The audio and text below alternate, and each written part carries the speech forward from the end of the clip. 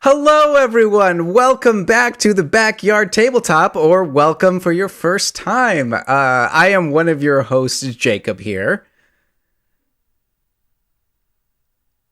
That's Kurtis over there. We're kind of wearing the same T-shirts, kind of like they're both from the place. They're both from Heroes and Villains. Heroes and Villains. I love Heroes and Villains. It was totally unplanned, and I thought we should. I was wearing kind of a bland T-shirt earlier, and actually, like 5 minutes before starting, I was like, I need to go put on a D&D shirt. Well, and you know, Jake's wonderful wife told me that I need to start wearing brighter colors because it's really hard to do photoshopping when I'm wearing black and there's black behind me and I'm in this tiny little room. Oh, wow. Oh, she's going to be so happy. I got a red shirt today. Yeah, Sarah makes all the thumbnails. So, and what a wonderful job she does. She does a great job. It's great. Thumbnails are literally the bane of my existence. I think it's like the one thing about YouTube. I mean, PR statement. The one thing about YouTube that I absolutely hate are thumbnails. Mine are pretty okay. Yeah, they're no hang thumbnails. No. I can get pretty bad hangnails. It's pretty bad. Anyway, welcome to our podcast. If you are just joining us for the first time, I'm Kurtis. I'm. It happened. He's Jake. I'm Kurtis. Oh man, now we need a oh man, okay. Yeah. Oh man, if you are just joining us for the first time, Kurtis and I like to talk about Dungeons and Dragons, the tabletop role-playing game. Kurtis is in a Friday night game. I'm in a Saturday game. They're two different games. They are Pathfinder adventures run by an awesome dungeon master who's from India. We call him Dip. And we're not in each other's games, so we like to sit down and talk about it. But we like to keep it like fluid here, and the beginning of the podcast can be whatever we want it to be. Yeah, we do what we want. You can't stop us. Today, I want to talk about the Convergence that just happened. As of recording this, it's been about a couple weeks. When this goes out, it probably was maybe even close to a month ago at this point. It was at the beginning of May, and it was a really, really cool event. It was basically Quincy's Tavern. If you are unaware, he is a TikToker, Instagrammer, YouTuber, podcaster. He does really awesome things. He does this great thing on TikTok. Most of his content is where he plays as a barkeep of a fantasy tavern. It's very wholesome. He also does food and things like that. Also coming out with a cookbook. In fact, I think it might be the Kickstarter might be over now, but I'm sure there's going to be ways where you could find it. Pre-orders, yeah. So to say, yeah. But he did him and a bunch of people got put on this huge event at Evermore Park in Pleasant Grove, Utah. And essentially it was Quincy's Tavern coming to life. There was a whole event on the weekend, and the previous days before that were so it was basically a VIP event where a lot of people had tickets and they came in and got to play Dungeons and Dragons with their favorite content creator potentially. So it was a really, really cool event. I got to be a videographer / photographer, one of them for the event, because we have a really cool friendship with Jason from Critical Dice. So I got to be there. Kurtis came and he was like a taxi driver. Yeah, I was. Jason from Critical Dice rented a big van, and I drove up with him to Utah. My wife and I both drove up with him, and we were the pickup crew for the the airport and everybody coming in, and all of the VIPs or not the VIPs, but the content creators. Right, the dungeon masters. Yeah, the dungeon masters. So that was a lot of fun. Yeah, it was great to meet everybody. It was super cool. It was a very, very busy week for us, but it was incredibly worth it. It was just really cool to meet all these wonderful content creators. I don't know, Arcane Anthems. Quincy is amazing, and now his business partner Mackenzie is her name, but her character is Minfy. Oh my goodness, Dice Cream Sandwich was there. Three Black Halflings were there. Dempsey and Davis. They were awesome. Gentlemen.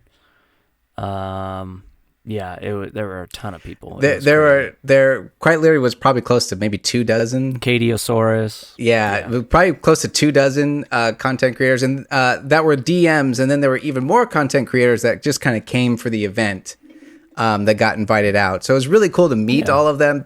All of the people were just so genuine and nice. Like Oh yeah.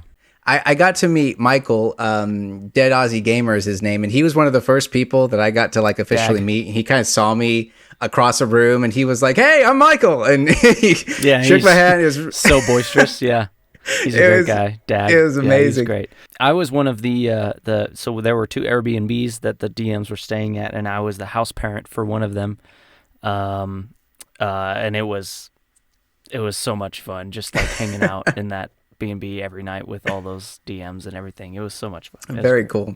And it was also cool just to be surrounded with also a bunch of nerds. Oh, One Shot Questers was there. I got to help with a One Shot Questers video, which was really cool. I'm not going to say what video it was, but it was just really cool to meet these really awesome, genuine, nice people. So that was the event. We got to go. I got to get stabbed in a Dice Cream Sandwich video, so that was fun. That Curtis, do you want to reenact what you got to do for? No, it was a one time. I think it was kind of a one take wonder. It was a one time thing. So never want to touch it again. Okay. Yep. If we ever have a live show one day, I think I would like to kind of call upon this moment and say maybe you can do it for a live show. But what was also really cool about this event was this was the first time I got to experience like D&D at like a convention, like an event, which I know happens at several places. Like I don't know, like Gen Con is one where they actually have a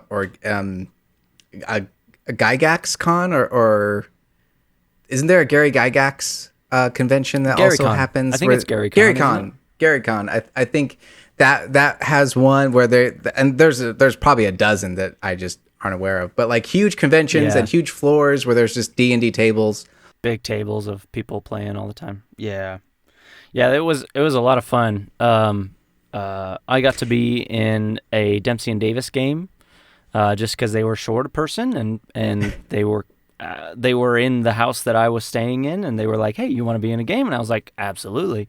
And it was a 20th level D&D game, one shot that was all about like puzzles and all sorts of fun stuff like that. It was a huge blast. It was great fun. Well, very cool. Also, probably was it the first time you played level 20? No, I've played level 20 characters before. Yeah. Really? I still have yet to play a level 20 character. The highest I think I've been was 15. Wow. So, yeah, I guess you didn't get to 17 because you I didn't that campaign too early. I did. I went and got married. No regrets. no raggers. No raggers. No. Oh, this was also I specifically chose this mug today because I got a Convergence mug. Basically, that's awesome. A little bit of proof that I was there, or unless I stole this. Anyway, so I think the really cool thing about that I kind of took away from the event. One, it was like I would have. I was busy working. I would love to have experienced one of the games just because in Evermore Park it was just super cool. Some of the places were just super thematic, and you get to, just very immersive, almost. Yeah. But I think because I was able to running around taking pictures and working, I got to experience how we hear it all the time. Every table of D&D is different, and finding your niche, your group is very important. Like your experience of D&D is very important by the people you play with, right? It's like we could love Dungeons and Dragons, but if you play with people that are not mentally healthy in a way that suits how you play, it can really ruin the experience. Or even just people that have a completely different idea of how the game is fun, like Yeah.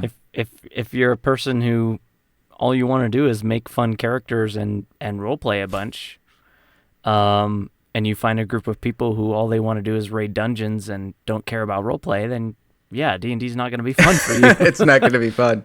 Exactly. Yeah. And you could even see that with like the different streams that are out there. But it was really cool for me, just going from table to table, how vastly different each group played, but everyone was having a super amount of fun. And I think it's also important to make sure that you're also being adaptive. Even if you're not necessarily, this is your type of play, you're still going with what the dungeon master is. Yeah, being flexible is important. Yeah, everyone seemed to have a fantastic time. I don't know. That was just something I really took away from it because I was like, oh, yeah. No, it matters the people that you play with. The thing that helped, too, was like people could see the DMs and their playstyles beforehand and kind of try and choose which one they wanted to play with so that it kind of matched their style and stuff. And there was also a whole Discord where they could meet beforehand and tell them all a little bit about the game. It was so cool. Yeah, there's as a person who's like never really been to any convention before, we live in the middle of New Mexico, y'all. Like there's no conventions here. Right. And so I've never really been to a convention or even a D&D centric meetup or anything like that. So it was so much fun just being around a bunch of other people who were all into the thing that I'm into. Oh yeah. And just getting to know people and be excited with people and just not be worried about whether they were going to think me dressing up on a certain day was weird or anything. Oh yeah. It was so much fun. This was also a really cool moment. Kurtis actually officially made his. I'm sure this isn't your first cosplay you ever made, but this is definitely probably the most legitimate costume that you have made. Sure. I'm gonna put a picture up of beautiful Kurtis and his cosplay because it was amazing. Or beautiful works. Basically, I was trying to recreate my character Cal as closely as possible from my current campaign. So it's also thematic because this is the game that we're going to be talking about today. So it's your character. I don't know. So just a very, very cool event. I just want to talk a little bit just about that. I took that away and just, if it ever happens to come up again, would definitely recommend it to people if you are able, because it was fantabulous just to experience the park and meeting the content creators and yeah. Well, we've been wanting to go to Evermore Park since we knew it existed. And I would like to go when it's just Evermore. But it was really cool, especially being like quote unquote staff.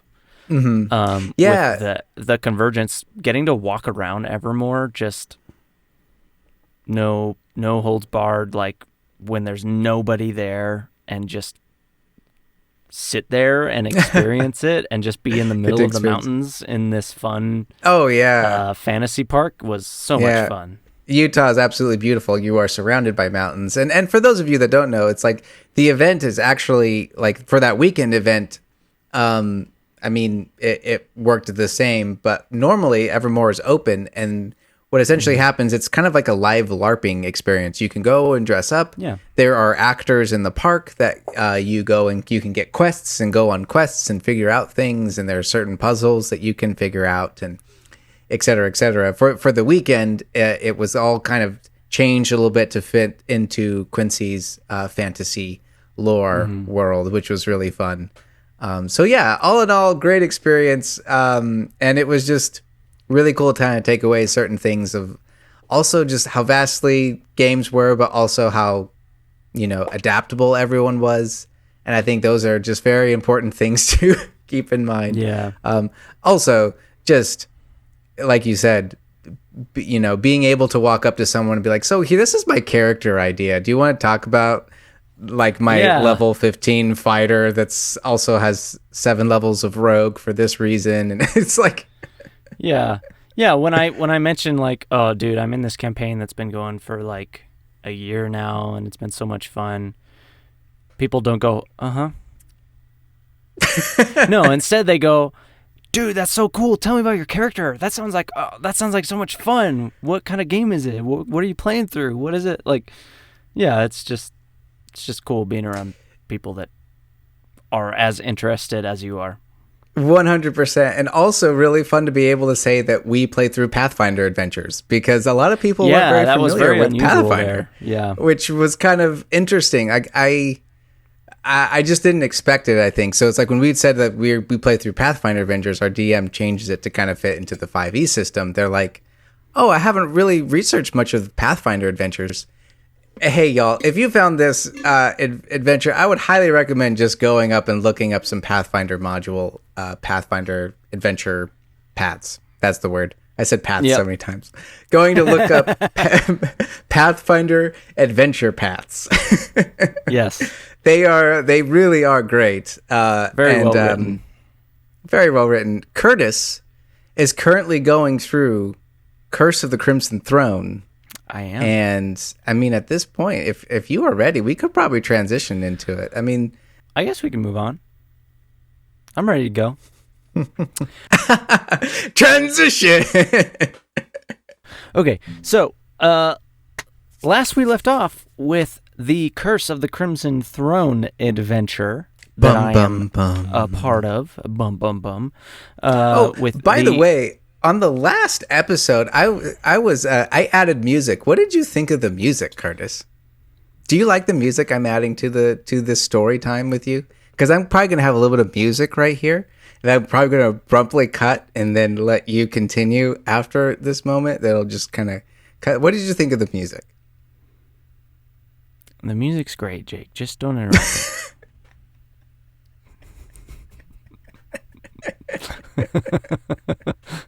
No, I'm kidding. The music's great, actually. I really liked the music. It added an ambiance. No, but so last we left off, the Trouble Seekers had just gotten Trinia out of the city of Corvosa because she was meant to be executed for a crime she supposedly, as far as everyone knows, did not commit.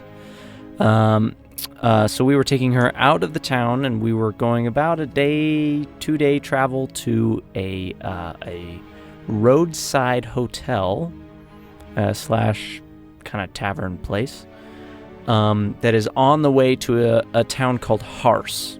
Mm-hmm. Now, this town Hars is where Callan, my character, and Kit, his sister, grew up. And Trinia is going to be basically going there to lay low and chill out. And we found out that the person she is going with is somebody that Cal and Kit know very well. So we are out of the city. We made it through the gates with very little issues. I was actually supposed to remind you of something. What were you supposed to remind me of? Our wonderful dungeon master, Dip. Uh-huh. Do you remember the names of the two gentlemen that you talked to you were talking about corn? I don't remember them off the top of my head, but I know I have them in my notes. He mentioned to me that it actually reminded him of my character that I had as a lad. Do you want me to tell you? No, hold on. I think I have them written down. Oh, okay. I do not have them written down. Well, yes. So I get to tell you. Yep. Their names were Ben and Jerry. Oh, Ben and Jerry. Yes. Okay, I remember that now. Because, that's so funny. Yes, Ben and Jerry, like the ice cream. That's so funny. Yep. I don't think I put that together on that night, but I remember. Yes, I remember. I think Dip did mention that like he didn't think anyone got it, but he was like, it was his little nod to like a cheeky little inside joke. Yeah. Making up NPC names, basically. Anyway, I just wanted to mention that. That's so funny. Yes. So, so anyway, Ben and Jerry. Ben and Jerry.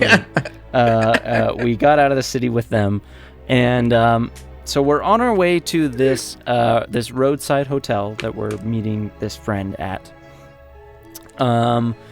We don't run into much issue along the way. It's a fairly easy travel to get there.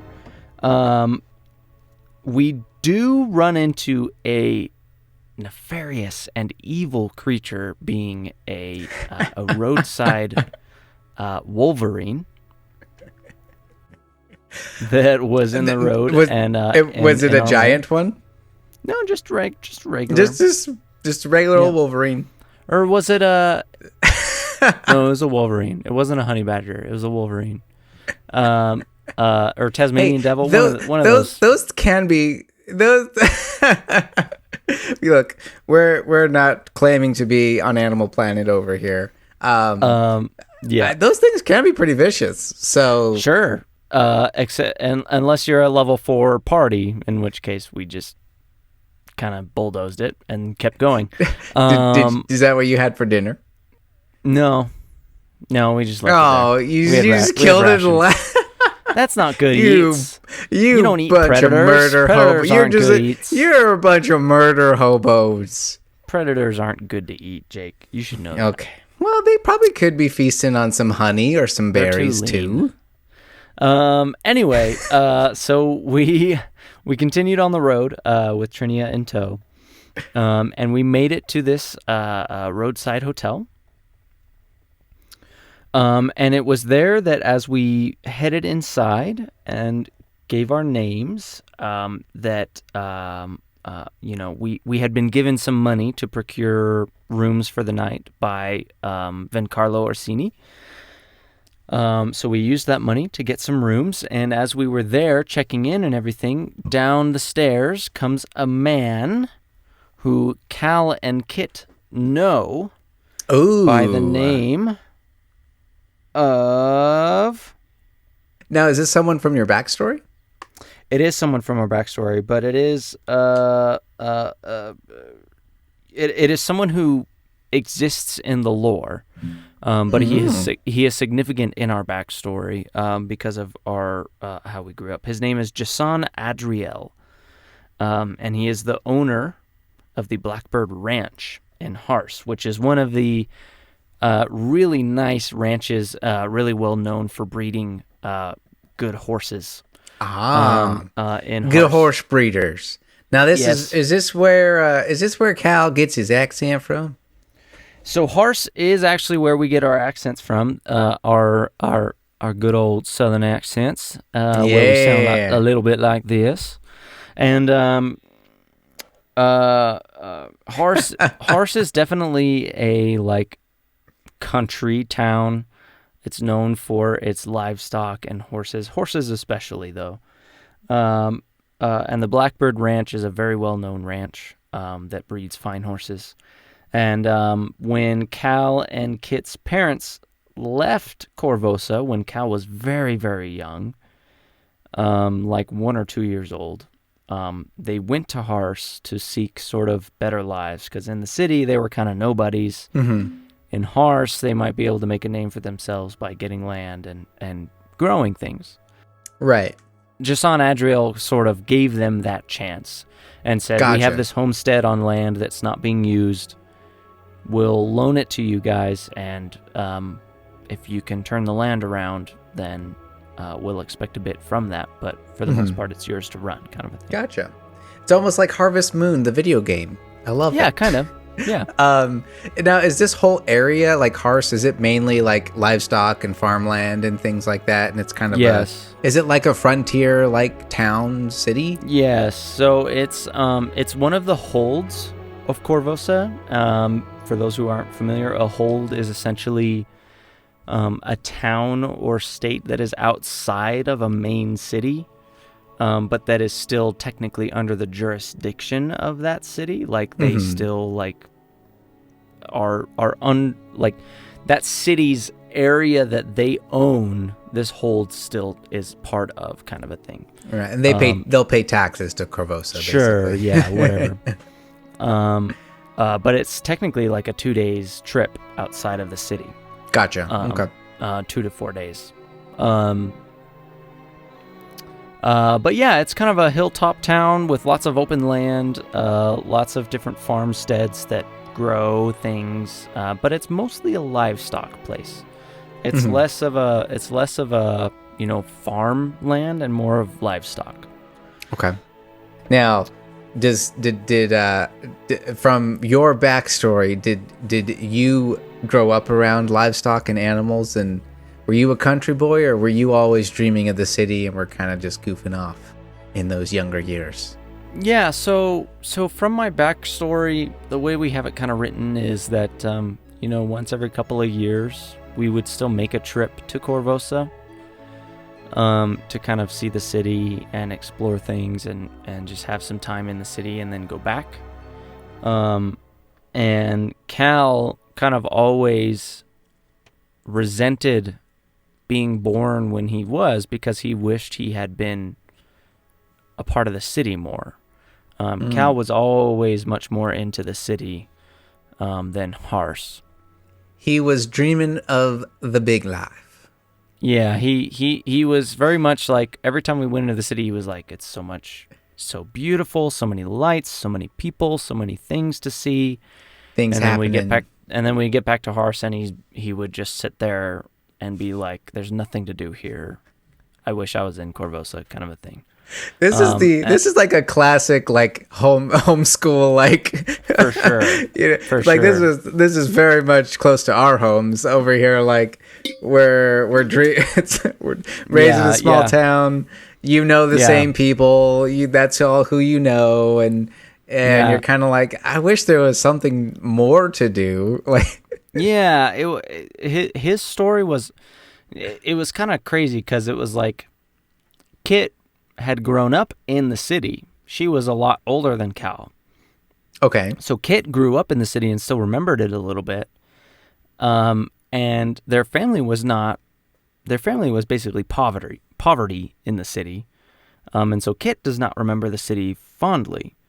But every time Cal saw the city, they were just tourists. And so he saw all the good sides. And so his whole thing was like, this place is way better than Hars. There's so many people, so many things to do, so many places to go. It's so beautiful and bright and vibrant. And also Cal's just not a homestead person, He wants to be out and about, and he wants to meet people and wants to be in the city. An adventurer at heart, if you will. Yes, for sure. And so it was like, in Hars, he had his one friend, and they would go mess around and get in trouble and all that kind of stuff. But all he would ever talk about was like, as soon as I'm old enough, I'm out of here. Like, I'm leaving as soon as I have the ability. And that's what he did. As soon as he was 18, he left Hars. Got addicted to drugs, and then got his parents inheritance as soon as he was old enough to get it, went to the big city, and squandered it all on the big city's offerings, as they were, the Undercity.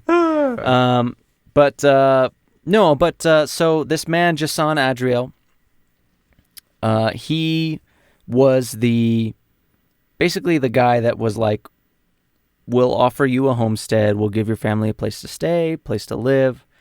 You guys can sow the land, do what you want to do, just give us a portion of your profits, and that's all we ask for you to live here, basically. Which was very, very, very kind. So he's a very kind man, and he is the one we are delivering Trinia to. He's the one who's going to take her back to Hars. Okay. So Cal and Kit, we grew up with this man's kids. I have them all here. There was an older boy named Jasper. Yes. A girl named Daisy. That's a good country name right there. Jasper and Daisy? Oh my gosh. A middle boy named Camden. Camden, that's a good one. A younger boy named Baxter. Ooh. And the youngest girl was named Faye. Is that an Adventure Time reference with Baxter? No. I don't know what you're talking about.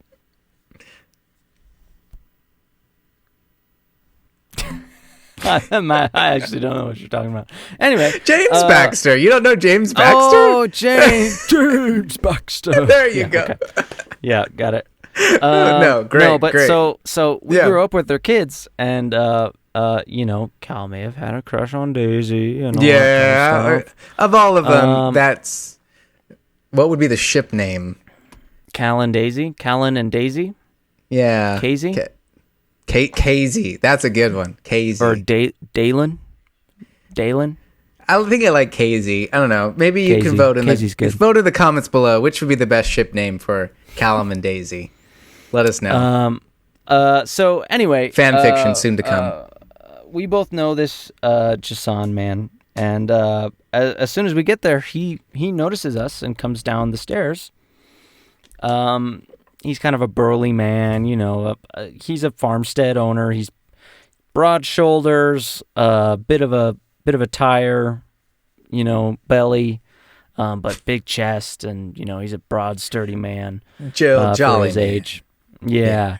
And he comes down and he greets us, and he knows exactly what's going on. Apparently, word had been sent ahead of us by Vencarlo. Okay. That we were to meet him there, all that kind of stuff. He knows what's going on. He has an extra horse to get Trinia back to Hars with him. All this kind of stuff. So we start talking to him, start reminiscing about what's been going on, how we've been, and the whole group is there. And it's at this point that a little bit of tension starts to grow as he starts asking how we've been since we left, wanting to make sure that, Cal has no hard feelings towards the family, because Cal left very abruptly, like overnight. One day he was there, happy to be there, working for them. Next day he was just gone, almost no word. Okay. So he was wanting to make sure Cal was good, that he had no hard feelings. Cal assured him that there were no hard feelings. That worked out. That was fine. Okay. And then it came around to why Kit left. And that's a little more rough of a situation. So basically, at this point, Kit lets out that she had been living in the homestead alone for a while now, just kind of gardening, taking care of the land, growing herbs. Okay. But the homestead is a little bit outside of the actual official town of Hars, on its own land. And she had gone out one day to forage, find new plants, do all that kind of stuff. And she came back to find the homestead on fire. Oh, wow. Being burnt down. And as she approached, wondering what the heck was going on, trying to figure it out, she saw a group of Schwanti men leaving the homestead. Oh, no. Now, the Schwanti, I've talked about it briefly before, but the Schwanti are essentially the native humans who have lived here for generations and generations, and have been kind of slowly pushed out of their own land by these Varisians and Corvosans and all these other people. And so one of our members is Schwanti, being Tombstone, who's a Schwanti man. And she found this group of Schwanti people basically burning down the homestead and taking whatever they could find. And as she ran up and approached, they basically threatened her and said, like, she couldn't really understand, but they threatened her and basically said they could have killed her, but then just left her alive. Okay. And so this now kind of shows why all up into this time, Kit has had some pretty big walls between her and Tombstone. She hasn't been showing very much kindness towards him, hasn't been talking to him much at all, or even approaching him. And it's because she has this sort of mild prejudice against those people. And she kind of lets this story out to Jason about like why she left. Interesting. Okay. And Jason very quickly gets defensive for her about the Shwanti people. He starts talking bad about the Shwanti and how they've been doing raids against Hars and how they don't understand that they're just people trying to get by and things like that. And this brings up a lot of tension between him and Tombstone. Oh, no. And so Tombstone starts saying things like, well, that's not even my clan. We're all different people. Like, just like you and Corvosa are not the same people, us and those people are not the same people, and those kinds of things. Mm-hmm. And Squish basically doubles down, basically saying like, how dare you be such a racist jerk.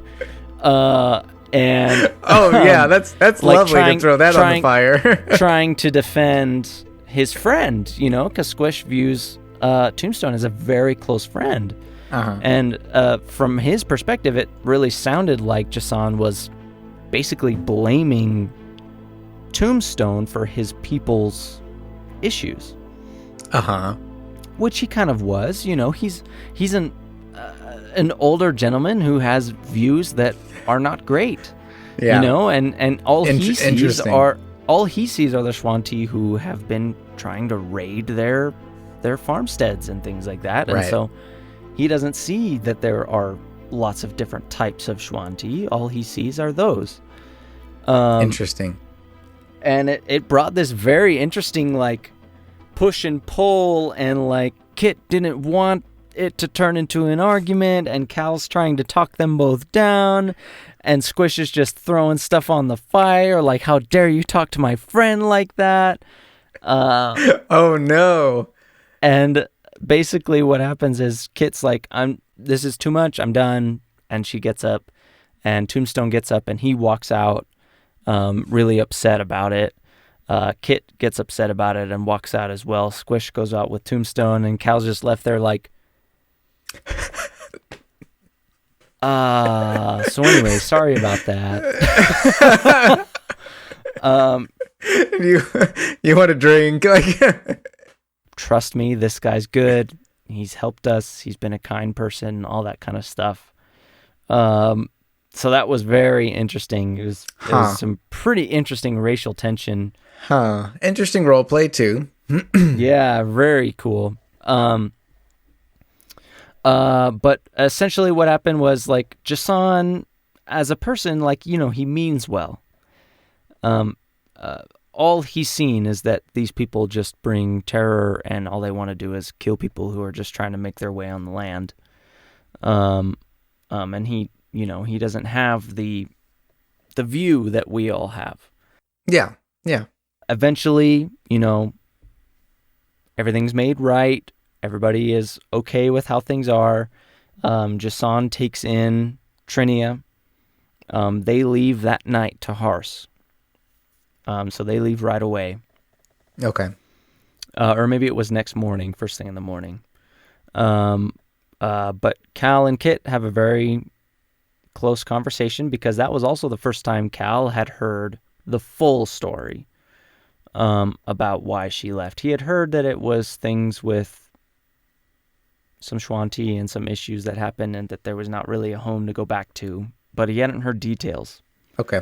I think I recall that you saying there's no home to go back to. Right. For now. Correct. At least from my perspective, I don't remember if it was because she sold it or because she was just by herself and she couldn't take care of it, so she had to move on, type of thing. And Cal had made some sort of judgments on his own because of the way she was treating Tombstone. She was being pretty guarded around him. Okay. And Cal found that kind of weird.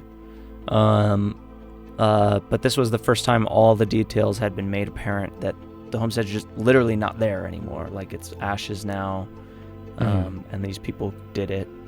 But we now know that there's like a tribe that is separate out there who is very like aggressive, anti anyone else. Like, gotcha. All the land belongs to them. Nobody else has a say, kind of a thing. But yeah, so Trinia thanks all of us. She gets out with Jason. They both head towards Hars.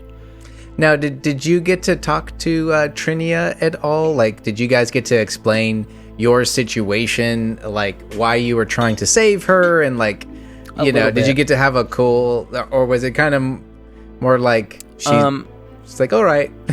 A lot of that kind of happened on the walk there. Okay. Is there a romance between Trinia and, I don't know, Cal or anything? There was plenty of flirtation on Cal's part, but nice. It was a little bit. I think she was a little too traumatized. Okay. To be worrying about that at this point. Okay, so little sidebar then. Is Cal like kind of is he a flirt? I'm just very curious on how you're role playing it. Absolutely. I know you've mentioned you flirted with the cleric of the party, and you flirted with the girl at the tavern at like the very first. He's absolutely a flirt. He's attractive. He's tall. He's a good-looking guy. Yeah, has some charisma, and he's moderately charismatic. You know, for his class and everything. He's definitely a flirt. Yeah, for sure. Okay, wonderful. Good to know for all of my fan fiction. Anyway, continue. You can continue on your.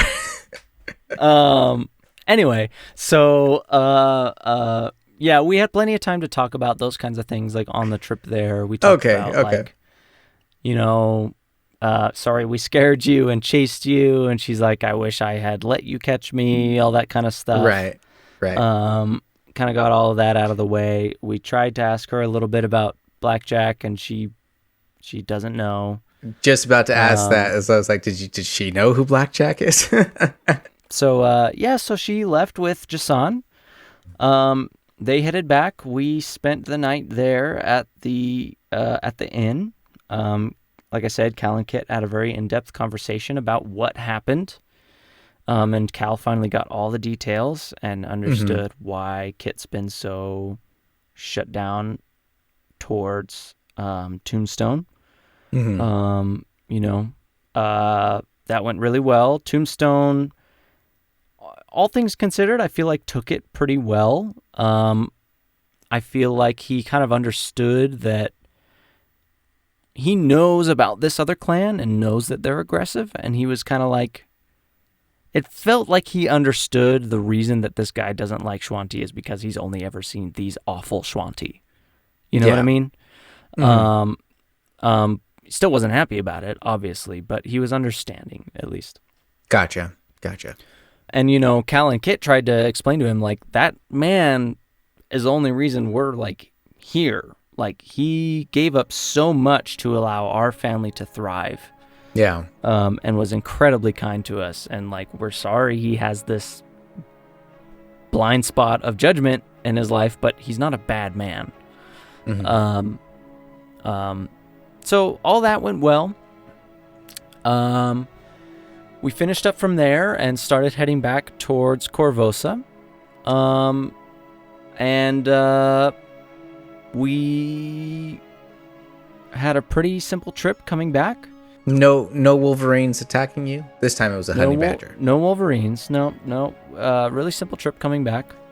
By the time we got back, things in the city have gotten a little wonky. Because it's been like, what, 3-4 days since you guys have been there? At this point, it's been close to 4 days. Yeah, I think. 4 days. Okay. So we head back into Corvosa. Things are pretty crazy. It seems like there's a lot going on. And we hear through some rumors around the city that there was a ship that had come in towards Corvosa's docks, which, Corvosa is like, it's like a city. Mm-hmm.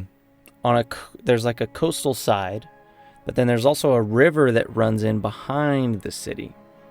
So the city itself is almost on like an island between a river and like a coast. So this ship had come in on the river and was headed towards the docks, but it had no colors, it had no nothing.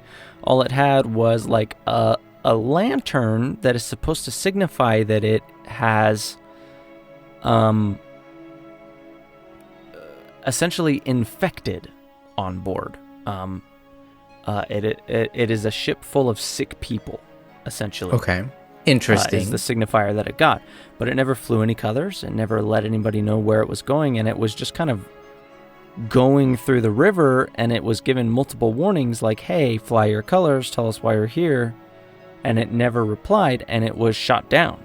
It was sunk in the river. Okay. It didn't, yeah. Okay. And that happened while we were gone. And we are back in the city now, and now there is word starting to spread that there's a sickness spreading through the city. Some kind of unfortunate sickness. I do want to I love it when particularly TTRPGs have moments where you guys miss something. You know, like moments of like the world continued, the city continued while you guys were gone. You know, it feels less video game like, and I know there's some video games out there that do this well, but oftentimes you're like picking up quests and then, the person over there will wait a week before you get there and then you can go do it. But it's kind of fun that this happened while you guys were gone, and now you're kind of like experiencing the aftermath of it, and like, oh, something happened. Okay, we got to play a little catch up here. Yeah, and so we're just hearing this based off of mostly rumors and stuff. And Dip's gonna get mad at me. This is where my memory gets a little squirrely because this was a while back. But basically, kind of jumping to the main points, we get back into the town, and it's like, okay, we hear about the ship being shut down, and also there's some weirdness going on with like a sickness going on in the city, and we go to the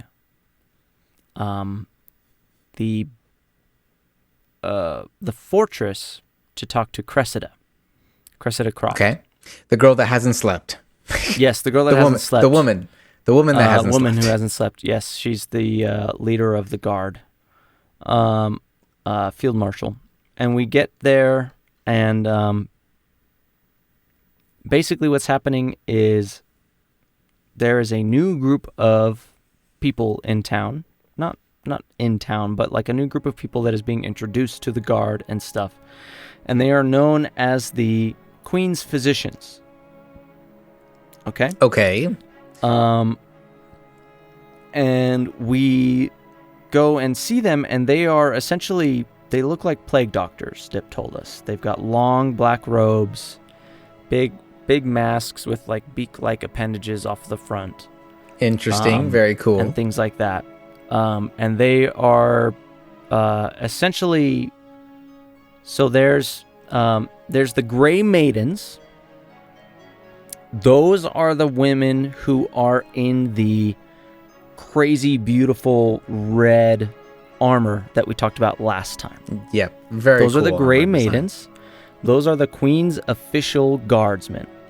Okay. And they are supposedly all women because they're called the Gray Maidens. Mm-hmm. And they are like the highest of the high ranking in the guards, and like whatever they say goes, basically. Awesome. And then there is the Queen's Physicians, who are these like doctors who are also directly reporting to the Queen, that are being led by a man named... This is getting a little bit odd. A disease breaks out, and suddenly there's these doctor physicians that report to the Queen. Interesting. Yeah, it's super crazy. Dr. Devoulos. That's a name. I like it. And he is the leader of the Queen's Physicians. Okay. And he is from Cheliax.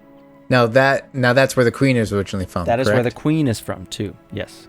It's Okay. it's a country far to the north. These queen's physicians are now like going around the city trying to help people that have this weird new disease that's going around.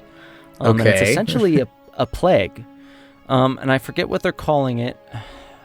It's something like scarlet rash or something like that. There's a significant red theme going on, isn't there? Very significant red theme. And basically it's a rash with a fever and a cough, and then like if you're not treated, you die, basically. Okay. It's kind of a plague, and it's spreading like crazy through the town. Like within the week, it's gone crazy. It's everywhere. Okay. So is there a little bit of time, like, so you guys get back, it's been 4 days and the plague has kind of started, or there was some downtime? It was kind of just starting to be like, there was downtime. I do remember that. There was downtime, and throughout all that downtime, there was like, it was growing as we were there in that downtime. Oh dear. Okay. And, the first kind of big case that we saw of this was we were all kind of hanging out one day, and this guy that we know found us and was like, "Oh my gosh, it's you guys, the Trouble Seekers. Can you come help us?" And he was the guy who, I don't remember if I told this story. I believe I did. One of the first days we were at the bar all together, this guy challenged Cal to a duel thinking he was Orsini. Oh, no, I don't know if you've talked about this. This sounds new, but this is really cool. Okay. It was a long time ago. It was like one of the first sessions. But he was like drunk, belligerent, didn't know what was going on. Thought Cal was Orsini and challenged him to a duel because Orsini somehow ruined his life. He looks way better now. Looks like he's been off the drink. Looks taken care of and trimmed. And he says, I believe it was his niece or his daughter, is sick with this sickness, and asked if we could maybe come help. Okay. This sounds like a job for potentially a good cleric. Yeah, and so we head to this guy's house, and he's got this girl there. And while he was gone, the woman of the house had gone and hired a priest of Abadar, and he got kind of upset about that. He's like, "We don't have money for that. We can't just hire this priest guy. Like, I've got my friends. They're going to help." She was like, "Okay. This priest of Abadar has no idea what's going on. He can't really help other than giving some tinctures unless they pay a whole lot of money for him to cast a high spell." Okay. So Elora goes and sees this little girl. She has this sickness, and Elora casts Minor Restoration on her. Okay. And it removes the sickness, and she's cured. Okay. Now, by minor restoration, do you mean lesser restoration? Or Lesser is that like restoration. a Pathfinder? Sorry. No. Okay, no, I just wanted to make sure that was like, wait, is it like a Pathfinder thing? Great, Yeah. Great. Okay. No. Great. Okay. And she's cured. And so we're like, okay, that's good. It's good to know that it can at least be cured through that. But basically through the next few days, we find out that it's spreading so fast that even with all of the priests and people that are in the city, it's going to spread way faster than they're going to be able to help people. Right. That's a lot of spell slots. Yeah. So we go to work trying to figure out what's going on here. We talk to this Dr. DeValdos fella. He mentions that he's a doctor. All the Queen's physicians are kind of like under him, and they're trying to figure out what's going on with this disease and trying to help how they can. Basically these Queen's physicians are going to be escorted throughout the city by these Gray Maidens, and they will go house to house trying to help the people. But we get a paper that essentially says, if you deny them access to your house, it's punishable by law. And if you are found harboring somebody who is sick to try and hide them from these people, it is punishable by death.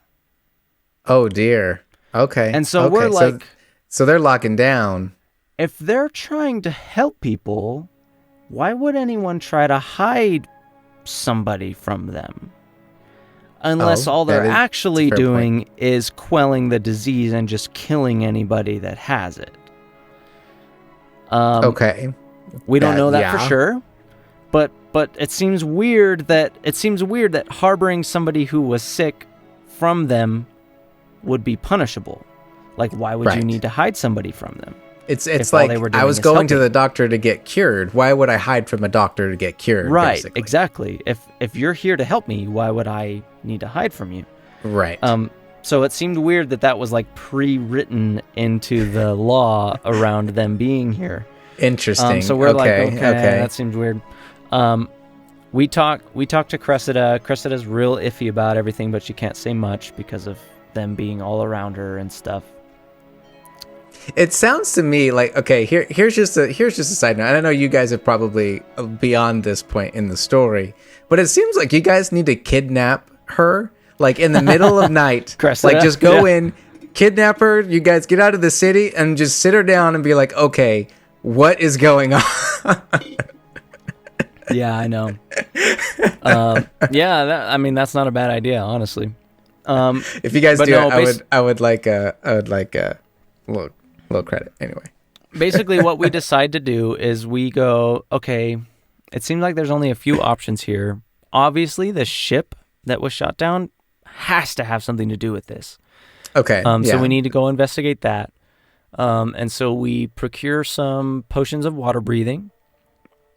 Very cool. And we head to the river. And first we take some samples of the water to see if like the water's contaminated. And Kit is very good with alchemical reagents and things like that. She does a bunch of tests on it. Mm-hmm. Doesn't seem like there's anything unusual in the water that would be contaminating it. So we're like, okay, so that's probably not it. Okay. I send my familiar down into the water as an octopus to go and just kind of scout the ship. Did I ask what your familiar's name is? My familiar's name is Kinder, Kyndeer. Wonderful. Kinder. I love it. That's a great name. Kind of like a mix between Kinder, meaning like child, in German, Swiss, or German. Yes, German. I think it's German. And also Kinder, like replacing the C with a K, meaning cinder, because they're also they're like a little ember. Anyway, I love it. So we send Kinder down. This happened while I was out, actually, while we were at Convergence. So I was not there for this part. But they send Kinder down to the ship. Kinder explores as an octopus, checks things out, sees a bunch of stuff. They get kind of an overview of the whole ship. And then Kinder gets destroyed by eels. Gets attacked by eels, giant eels. Oh no, there's giant eagles in the water. That's giant eels. That's terrifying. Oh my gosh. D&D worlds, yo. Yeah, it was terrifying. So we're like, okay, we need to go down there. Okay. Next day, we all meet up after getting the potions of water breathing, all that kind of stuff. Now, only 4 of us can take a potion of water breathing because we only got 4. So somebody needs to stay at the top. And Kit decides that that's going to be her because she doesn't like the water. She doesn't want to go swimming. She'll stay at the top and watch out for us. So she stays up. The other 4 of us take our potions of water breathing. Gives us an hour of being able to be underwater. We head down to the ship. We start exploring. The ship is kind of like if you imagine it's like this. Mm-hmm. And then there's like a big breach of rock. And then the front half of the ship is like torn off like on this side of the breach of rock. So it's almost been split in two. But with just like the very front tip is like separated by rock from the back end. Okay, very cool. So we go and we start at the captain's quarters first, which are towards the back end of the ship. We check in there. The doors are all swollen shut, so we have to use strength checks to open them up. But we get the door open, and just as we get the door open and start looking inside, we are attacked from behind by a shark. And as we spin around to meet the shark and fight it back, on the other side, inside the room, phasing almost like liquid through one of the walls of water, is a sea hag. Oh, who has taken the wreckage of the ship to be her new home. And I think that's where I'm gonna call talking about it for today. That's a great little. I definitely am looking forward to that fight next. Sea hags are so cool. I love awesome. sea hags. And it's crazy because this is like the first time me as a player have played like underwater. Mm-hmm. And it's crazy, y'all. Like, it's like having to think about everything like as if you're a flying creature. Like, you can go any direction, up, down, left, right, diagonal, like anywhere. Point. And like melee attacks are disadvantage, and fire doesn't work. And like, as a wizard who's very about fire, that's super unfortunate. It was crazy. How do lightning spells work? Do you like do damage to everyone in a radius or something? Yeah, I think there's actually some rules about that where it can arc to certain things. I'm not 100% sure. I would assume that Dip is probably using Pathfinder rules on that, because D&D rules are fairly limited when it comes to underwater. It's like there's a lot of combat stuff that's mostly with like that. I know in D&D, like magic is okay because it's weird, but if you don't have a swim speed, I know that it's like you're at half speed underwater. Melee attacks are at disadvantage unless it's piercing. If it's piercing, then it's not at disadvantage because it goes through the water instead of like trying to work against the water. Right.